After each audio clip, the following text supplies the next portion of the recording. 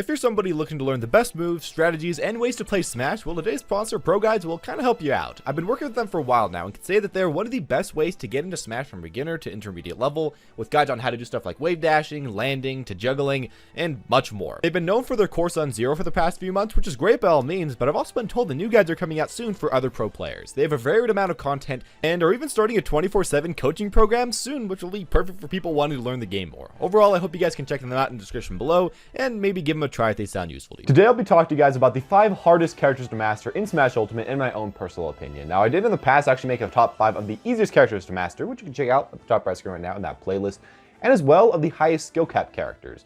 Now, this video is going to be somewhat similar to the highest skill cap characters, but none of those same characters are on the list, and I feel like this video is made a little bit differently, as that was mainly talking about one mechanic or one type of thing that was really hard to do as that character, while this is kind of talking about the character as a whole, and why the character as a whole is really hard to play, mainly in a competitive setting. With that in mind though, guys, let's get going, and please keep in mind this is just my own opinion.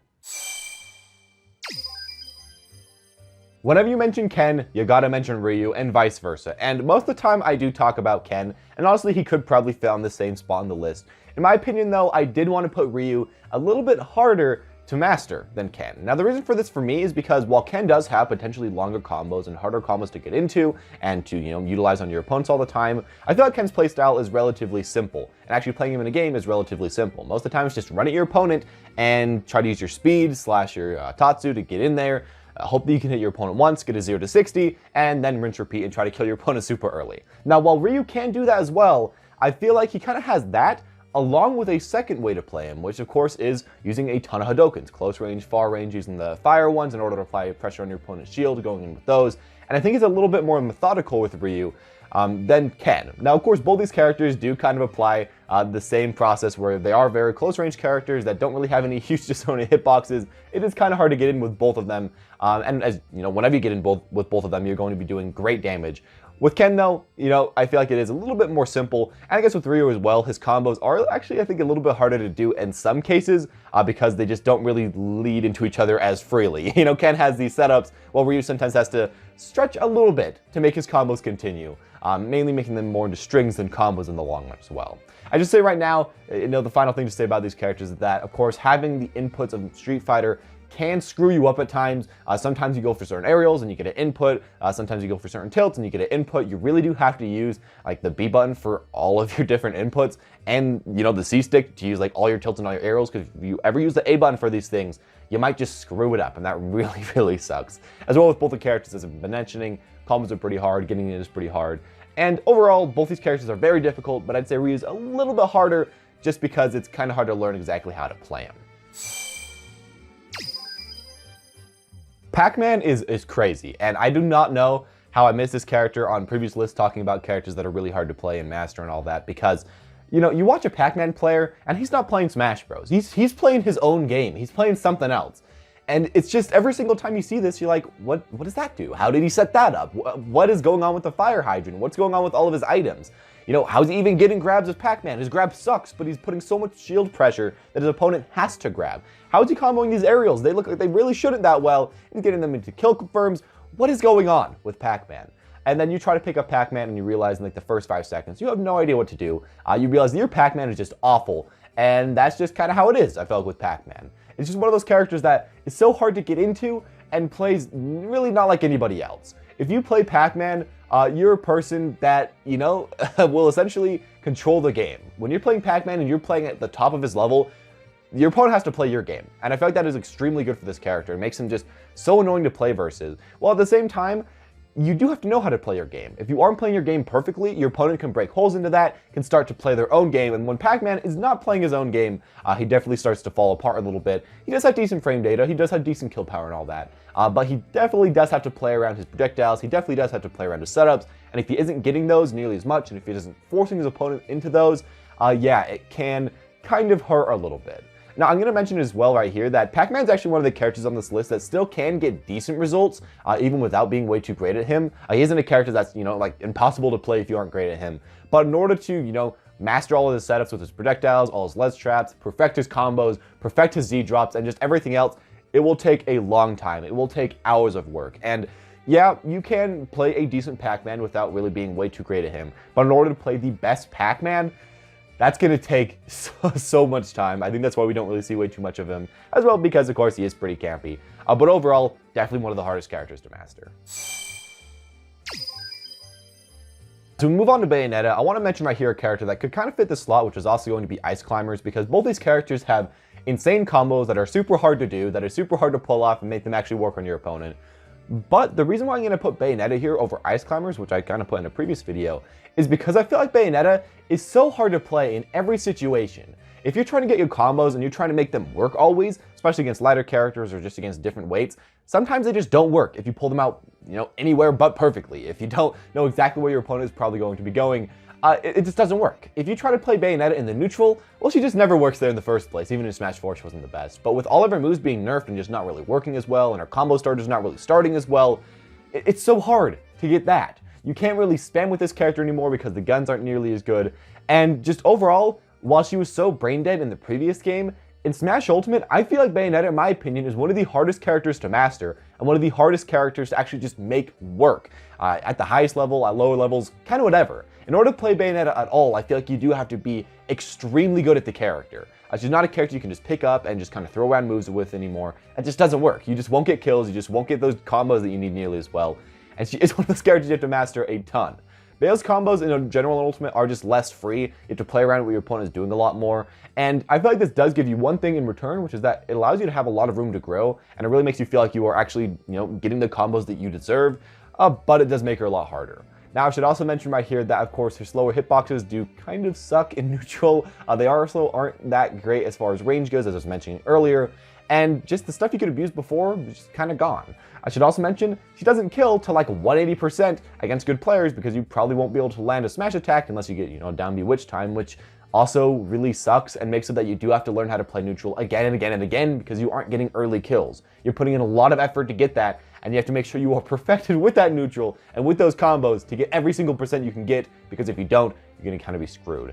Overall, she just doesn't really have anything free anymore, and she's just extremely hard to play. If you're trying to play this character and you're trying to get quick results, it's just not going to work. You're going to have to put in the time, put in the effort, and while we are actually at this point finally seeing a little bit of Bayonetta results, I still think this character will take far longer to actually maximize, and overall just a character that is not the best and is super hard to play now, and together, she is definitely one of the hardest to master. Shulk's name might as well just be Mr. Potential because that's what everybody calls him. Everybody says Shulk has potential in Smash 4, everybody says Shulk has potential in Smash Ultimate. Shulk is the potential hero. He's the character that everybody thinks could be the best character, could perform the best at the main stage, but just kind of isn't at this point. Shulk has so many insane things about him. His kill power, in Smash, ridiculous. His damage and buster, ridiculous. The fact that he can get out of like every combo in Shield, ridiculous. The fact that he can just go out so far off stage and jump and edge guard, what is even going on? And his speed, it's like impossible to react to his grabs and to his attacks in that. But nobody can play him well, and nobody can play him well enough to get everything out of him. I feel like Shulk's range and his power can, in some cases, make it look deceptively easy to play this character because you're thinking to yourself, hey, I can just run away, throw out all of his aerials. But then you have to realize everything else he can do with his Monado arts. Every art changes his combo percents, his kill percents, his spacing, his speed, his damage, his advantage, his disadvantage. It's all different. And I feel like this is even harder than someone like Pokemon Trainer, who I might have put on this list otherwise, because that character has 3 characters that are all the same every single time. While Shulk's a character that is one character, so you get used to that, but then you have to get used to the 5 different versions of that one character that feel different in their own right and have different things in their own right, but using the same moves, it's very difficult to master that and to make so that every single time you're using a move, you're using it correctly with the right spacing, with all of that. Overall, Shulk's a character that, as well I should say, requires just amazing spacing and an amazing keep away game and really smart plays and maneuvers, because if someone gets on you and just kind of Oonga Boongas right towards you and you don't know how to get them away, they can just they can just pretty much make you useless. You don't really have any quick moves to get your opponent off you other than up B, and that's a huge risk. And after that, if your opponent's on you and if you don't have shield up, well, they can just keep hitting you and you're really in big trouble. So it makes his disadvantage kind of hard to deal with at times. Just neutral, kind of hard to deal with at times if you can't abuse your opponent with your range. And those together, I think, make him just so hard. Now, if you can master Shulk, if you can put everything together, he can just break the game. That's all I'm going to say right now. Shulk can kill at like 20% off stage with Smash.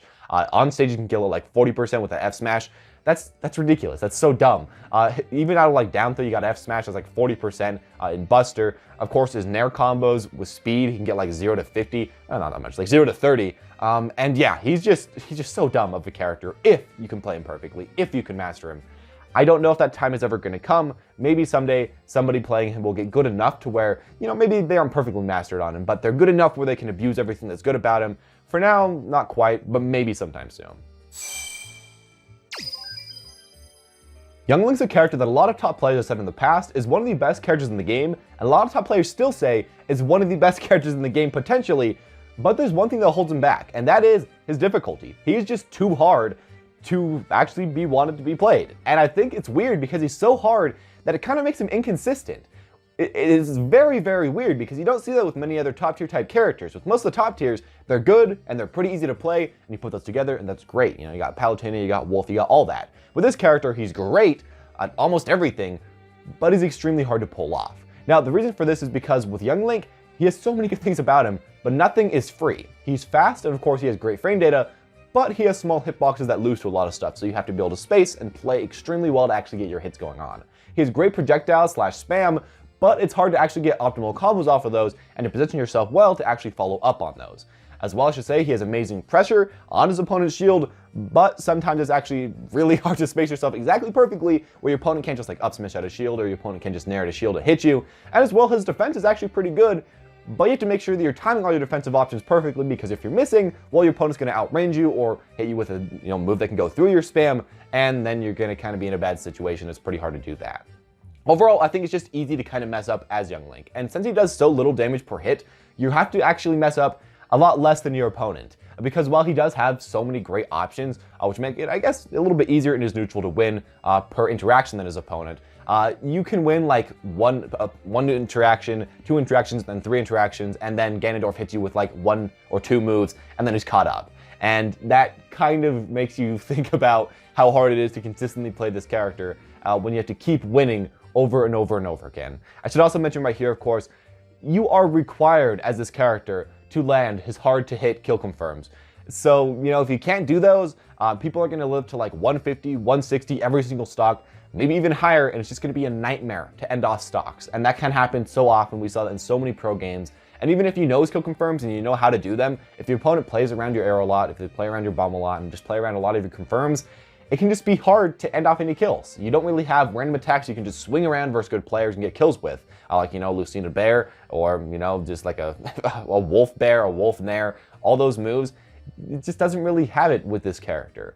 It's really hard to deal damage, it's really hard to deal games, and I guess win games by getting kills. And overall, he just feels so hard that he is kind of inconsistent. And that's made a lot of players drop him. Now, I will say that there is light at the end of the tunnel, that being that he still is extremely good, even if you aren't the best player.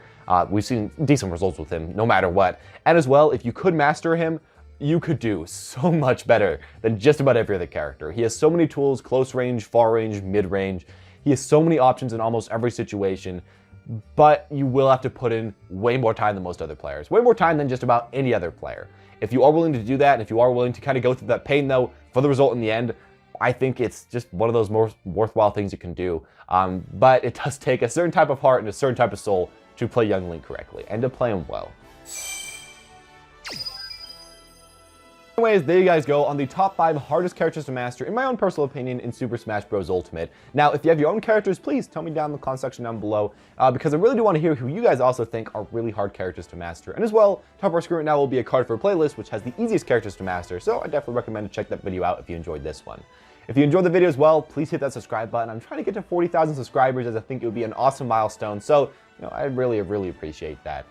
Leave a like if you enjoyed the video as well. As always, guys, thank you all for watching, and have a smashing day.